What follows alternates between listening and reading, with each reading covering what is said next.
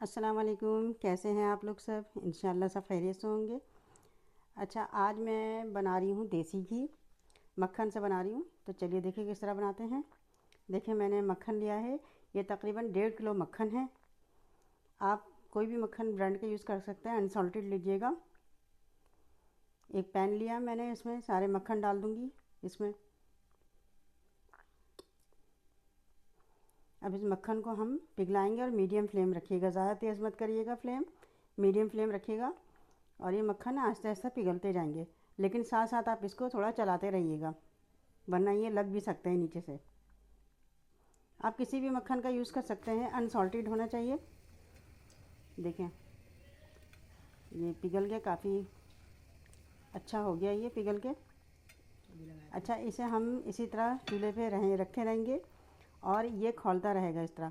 अब इसमें हम नींबू के चंद कतरे डाल देंगे, ज़्यादा नहीं डालना है, थोड़े से 2-4 कतरे डालना है नींबू, ताकि इसके ऊपर जो झाग बन रहा है ये झाग जो है नींबू से ख़त्म हो जाएगा और घी क्लियर हो जाएगी। देखें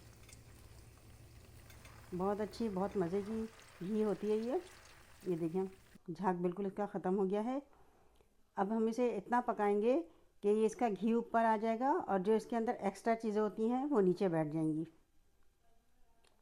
तकरीबन 15 मिनट में से 15 से 20 मिनट मैंने इसे पकाया है मीडियम फ्लेम पे। देखिए घी ऊपर आ गया है और इसमें जो एक्स्ट्रा चीज़ें होती हैं वो नीचे बैठ जाती हैं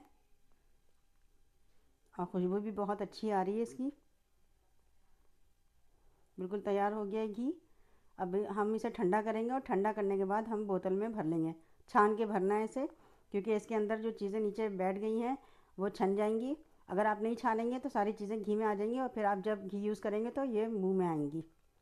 देखें इसके अंदर से ये निकला है, क्योंकि घी पक गया है और ये चीज़ें जो है नीचे बैठ जाती हैं, तो छानना ज़रूरी है इसे।